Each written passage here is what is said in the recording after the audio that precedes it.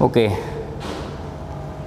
Good morning, students. Now we are going to start the fourth chapter of your book Moments in the Kingdom of Fools.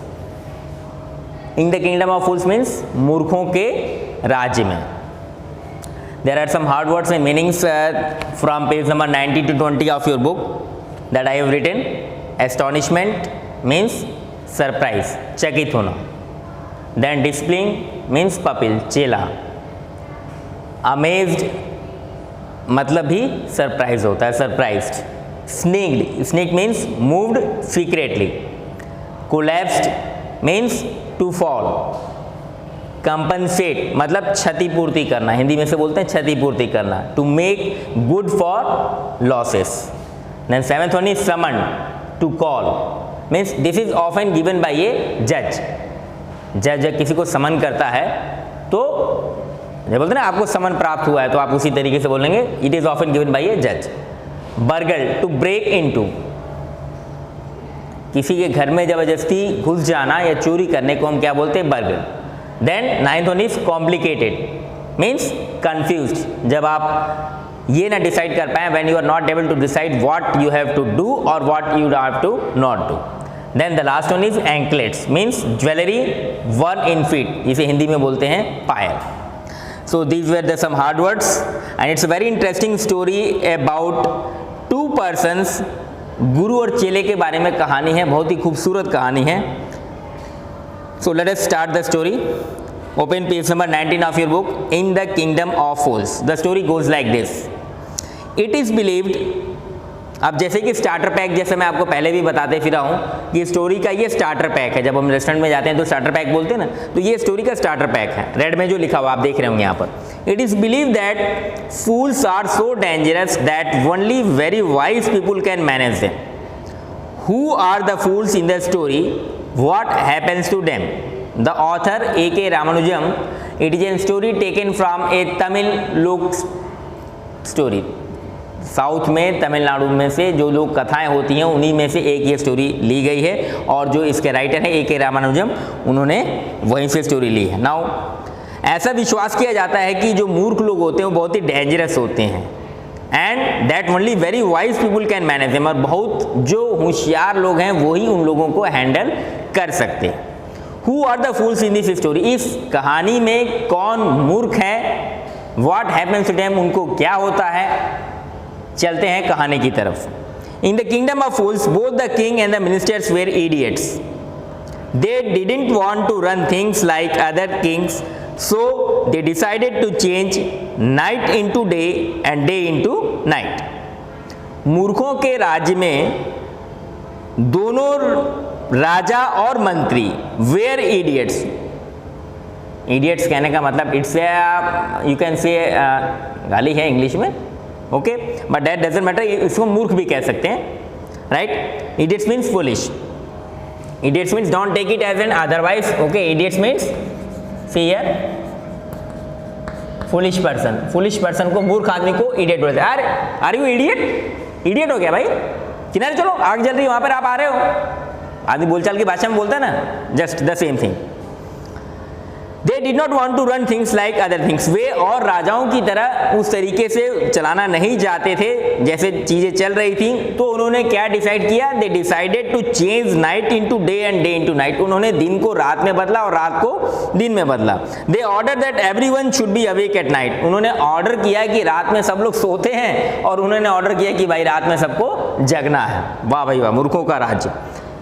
Till their fields and run their businesses only after dark. और जो भी काम आपको करना है वो रात में करेंगे और दिन में सोएंगे. And go to bed as soon as the sun came up. और जैसे ही सूरज की रोशनी उगेगी सब के सब लोग जग जाएंगे.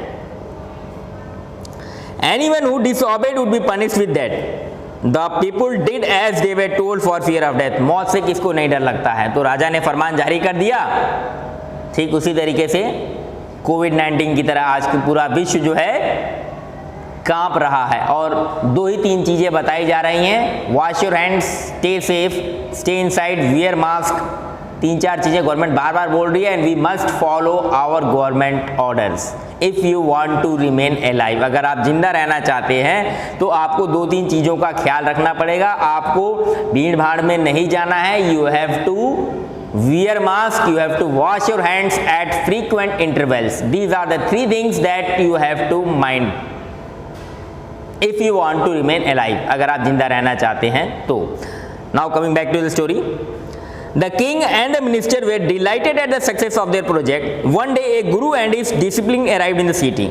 अब राजा और मंत्री तो इस बात पे बड़े खुश थे कि उन्होंने अपनी बात जो है पूरी तरीके से मनवा ली। उसी राज्य में एक दिन गुरु, GURU गुरु, आपके सामने गुरु खड़ा है, और चेला, मेरे सामने भी एक चेला खड़ा है, राइट। वो आते हैं, आप सब मेरे चेले ही तो जो मेरे वीडियो सुन रहे हो। It was a beautiful city, it was broad daylight but there was no one about. अब चूंकि राजा ने कहा था कि दिन में सब लोग सोएंगे, तो उस पूरे राज्य में कोई भी दिखाई नहीं देता है। तो गुरु और चेलों को बड़ी हैरानी होती है। Everyone was asleep, not a mouse stirring, even एक चूहे की भी आवाज नहीं आ रही थी। Even the cattle had been taught to sleep by day, यानी कि जो जानवर थे उनको भी बोला गया था कि आप दिन में सोइए। मतलब इस तरीके से जो है they have been taught. The 2 strangers were amazed by what they saw around them and wandered around town till evening, when suddenly the whole town woke up and went about its nightly business. जो 2 stranger यानी कि who the both guru and chela were very surprised to see that all the persons, all the people, all the animals, all the cattle in that kingdom were sleeping in the day, and when the night came they came in front of everybody. पूरा का पूरा रात जो है when the town woke up, और जब शाम हुई तो पूरा का पूरा जो है टाउन जो है जग गया। The 2 men were hungry now that the shops were open, they went to buy some groceries. अब रात में चूंकि राजा का आदेश था, सारी दुकानें खुल चुकी थी और दोनों के दोनों बहुत भूखे थे, तो वो दुकान पर गए to buy some groceries. Groceries का मतलब जो चीज़ें हम दाल चावल खरीदते हैं, that is called as groceries. GROCERIES. Groceries means eatable thing, दाल चावल, वीट, राशन, जो हम राशन की किराने की दुकानें से खरीदते हैं उसको हम इंग्लिश में ग्रोसरीज बोलते हैं। To their astonishment, astonishment means मैंने यहाँ लिखा हुआ है सरप्राइज, इसलिए मैंने सारे hard words, that's why I have written all the hard words before starting the chapter. We are on the second paragraph, second line. To their astonishment they found that everything cost the same, a single dudu. Dudu वहाँ पर currency है, उस राज्य में currency हुआ करती थी, जैसे आज इंडियन की करेंसी रुपी है, US की डॉलर है, same in the same manner it was a dudu. To their astonishment they way found that everything cost the same. अब वो सरप्राइज थे कि चाहे वो कोई भी चीज़ हो, चाहे वो दाल हो, चाहे चावल हो, चाहे मिठाई हो, anything else, each and everything was costing only 1 dudu. Whether they bought a measure of rice और ए बंच ऑफ बनाना, चाहे वो चावल खरीदे या वो केला खरीदे। It cost a dodo. The guru and his discipline were delighted. They had never heard of anything like this. उन्होंने आज से पहले कभी ऐसा कुछ नहीं देखा था कि भाई केला भी एक दर्जन ले रहे हैं तो भी वो 1 डुडू के 1 रुपये का। डुडू मीन्स जस्ट आप समझिए आज के ज़माने का 1 रुपया, और चावल भी खरीद रहे हैं तो भी 1 रुपया। When they had cooked and eaten, the Guru realized that this was a kingdom of fools and it would not be a good idea for them to stay there. जब उन्होंने खाना पका लिया और खाना खा लिया, तब उनको इस बात का एहसास हुआ कि ये मूर्खों का देश है, यहाँ पर रुकना खतरे से खाली नहीं है, ये अच्छी बात नहीं, गुड आइडिया, मतलब ये यहाँ पर रुकना हमारे लिए सही नहीं होगा। There is no place for us, let's go. उसने कहा कि भाई हमारे लिए कोई जगह नहीं, चलो यहाँ से हम चलते हैं। He said to his discipline, but the discipline didn't want to leave the place. उसने अपने चेले से कहा कि चलिए हम लोग यहाँ से चलते हैं, लेकिन चेले ने बात नहीं मानी। And in the same manner, if you are not obeying the orders of your teachers, you are always going to lose in your life. That's the lesson we learned from this. Okay? But the discipline didn't want to leave the place. Everything was cheap here. सारी की सारी चीज़ें सस्ती थी। अब चेले को ये समझ में आ रहा था कि यहाँ तो सारी चीज़ें सस्ती हैं, गुरु को तो बात समझ में आनी नहीं, उसको हम सर आप जाइए यहाँ से, मुझे आपकी जरूरत नहीं, जाइए। All he wanted was good cheap food. उसे क्या चाहिए था? सिर्फ सस्ता फूड चाहिए था। The Guru said, now we are moving on to page number 20. They are all fools. Guru ने एक बार फिर से समझाने की कोशिश की, वे सारे के सारे मूर्ख हैं, यहाँ पर रहोगे तो आपको पछताना पड़ेगा। This won't last very long and you can't tell what they will do to you next. और ये चीज कितने दिन तक चलने वाली है आप नहीं बता सकते, और आपको क्या अगले पल क्या होने वाला है यू ऑल्सो कांट टेल। लेकिन जो डिसिप्लिन था उसने, जो चेला था वो नहीं माना। But the discipline would not listen to the guru's wisdom. Wisdom मतलब होता है न्याय, जस्टिस, ठीक है। तो जो चेला था उसने गुरु की बात नहीं मानी। ही वॉन्टेड टू स्टे, जैसे हम बोलते हैं ना, आपको बार बार ये चीज बोलता हूँ कि prepare for the future, prepare for the worst. हद से हद बुरी से बुरी चीज आपके साथ में क्या होने वाली है उसके लिए आप प्रिपेयर रहिए। और आप बोलते हैं अरुण सर बड़ा कड़वा सच बोलते हैं, बड़ा तमाचा मारते हैं एकदम, तो मैं ऐसे ही बोलता हूँ भाई, सीधी सी बात है। नाउ वापस स्टोरी पर आइए। He wanted to stay, the guru finally gave up and said, guru ने कहा ठीक है भाई, do what you want, I am going. आपको जो समझ में आ रहा है आप कीजिए, मैं यहाँ से जा रहा हूँ। एंड लेफ्ट, और गुरु वहाँ से चल देता है। The discipline stayed on and ate his fill every day. चला रहता है, भूख लगेगी ही, नींद आएगी ही, बेसिक नेसेसिटी आपको पता है, ये रोटी कपड़ा मकान, तो भूख लगती है। और वो ate is filled every day, banana and ghee and rice and wheat, जो भी चीज़ें मिलती थी 1 रुपये वहाँ मिलती थी, डूडू मीन्स 1 रुपया। And fat like a street side sacred bull, और खाते खाते वो चेला जो था मोटा हो गया, एक अच्छे पवित्र, सैक्रेड मीन्स होता है पवित्र, बैल की तरह, बुल मीन्स बैल। Coming on to the third paragraph on page number 20, mind you just see there in the book. One bright day, a thief broke into a rich merchant's house. He had made a hole in the wall and sneaked in. And as he was carrying out his loot, the wall of the old house collapsed on his head and killed him on the spot. एक सुबह, एक bright दिन में, एक जो चोर था वो एक धनी मंत्री के, व्यापारी के घर घुसा। He had made a hole, उसने दीवार में एक जगह छेद किया और उसके घर के अंदर घुस गया। और जब वो सारे का सारा चीज़ें लूट कर वापस जा रहा था तो उस दीवार जो थी उस घर की टूट जाती है और वो दब के मर जाता है। His brother ran to the king and complain, your highness, when my brother was pursuing his ancient trade. वाह क्या बात है, चोरी को ancient trade, good. A wall fell on him and killed him. उसके भाई राजा के पास उसने गया, बोला कि मेरा भाई जब अपने एंशिएंट ट्रेड को, अब मूर्खों के देश में ये नहीं बोला था कि मैं चोरी कर, मेरा भाई चोरी कर रहा था, बोला कि एंशिएंट ट्रेड, वो उसको जब काम कर रहा था तो जब वो वापस आ रहा था तो दीवार उसके ऊपर गिरी और वो मर गया। This merchant is to blame, और जिस मंत्री के व्यापारी के घर में गया था उसी व्यापारी को मैं ब्लेम करता हूँ, उसी वजह से वो मेरा भाई मरा है।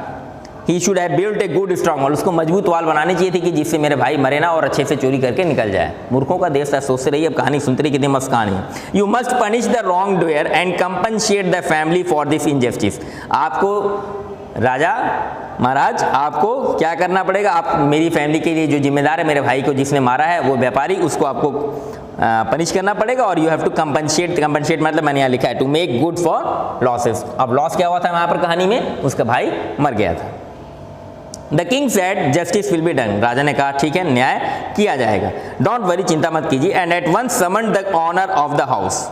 समन मतलब जब कोई, मैंने अभी आपको यहाँ पे लिखा है ना, सीयर, टू कॉल ऑफन। आज के ज़माने में समन कौन देता है, जज देता है, ठीक है। जब कोई आदमी नहीं पेश होता है तो समन पेश करने पे उस व्यक्ति को हाजिर होना ही पड़ता है किसी भी कीमत पर, नहीं तो उसके बाद से नेक्स्ट प्रक्रिया क्या होती है, कुर्की करना, उसकी जायदाद कुर्की की जाती है। अब बोलोगे मैं दूसरी बात बता रहा हूँ, मेरी आदत ही ऐसे पढ़ाने की, right. Now let us come to the page number 21। When the merchant arrived the king questioned him. व्यापारी जब आया तो राजा ने उससे पूछा, व्हाट्स योर नेम, आपका नाम क्या है। Such and such your highness, बोला उसने। Were you at home when the dead man burgled your house. क्या आप अपने घर में थे जब उस मृत व्यक्ति ने आपके घर में चोरी करने की कोशिश की। Yes my lord, he broke in and the wall was weak.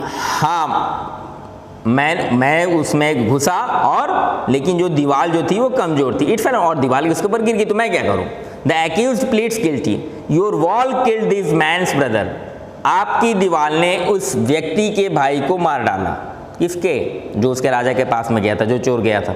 You have murdered a man, आपने एक व्यक्ति का मर्डर किया है। We have to punish you, मुझे आपको पनिश करना है।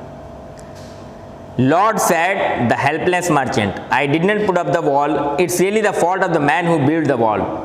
मेरी गलती नहीं है, उस व्यक्ति की गलती है जिसने ये दीवार बनाई। He did not build it right, you should punish him. उसने दीवार सही से नहीं बनाई थी, इससे दीवार गिर गई, आप उसको पनिश कीजिए। हु इज दैट, कौन है वो? बाकी yes, I am telling you who is that, my lord this wall was built in my father's time. तो बोलता है कि ये मेरे लॉर्ड, मतलब बोलने का तरीका है, महाराज को बोलने का तरीका है कि ये जो दीवार थी मेरे पापा के टाइम में बनी थी। आई नो द मैन, मैं उस व्यक्ति को जानता हूँ जिसने दीवार बनाई थी। देखो होता है ना कि आपके घर में आपके पापा ने घर मकान बनाई और आप कहें कि ये, आप जब अपने बच्चों को बताएं that's right, he is an old man, वो बुढ़ा आदमी है, ही लिव्स पास में रहता है, ही लिव्स नियर बाई, वो पास में रहता है। The king sent out messengers to bring in the bricklayer who had build the wall. राजा ने अब उस व्यक्ति, एक अपने मैसेंजर्स को भेजा कि वो उस ब्रिक लेयर को बुलाएं जिसने ये दीवार बनाई थी। They brought him tied hand and foot, उसको लेके आए, उसका हाथ पैर बांधा और कहा, you there did you build this man's walls in the father's time, क्या आपने इसके पापा के समय में ये दीवार बनाई थी? Yes my lord I did, हाँ मैंने ही बनाई थी। What kind of A wall is this that you built, कैसी दीवार है ये? It has fallen on a poor man and killed him, ये दीवार एक गरीब आदमी के ऊपर गिर गई। कौन था गरीब आदमी? Was the poor man, that was the thief, और उसको मार दिया। You have murdered him, we have to punish you by death, मैं आपको मृत्यु की सजा देता हूं। Before the king could order the execution, the poor bricklayer, students are you listening me?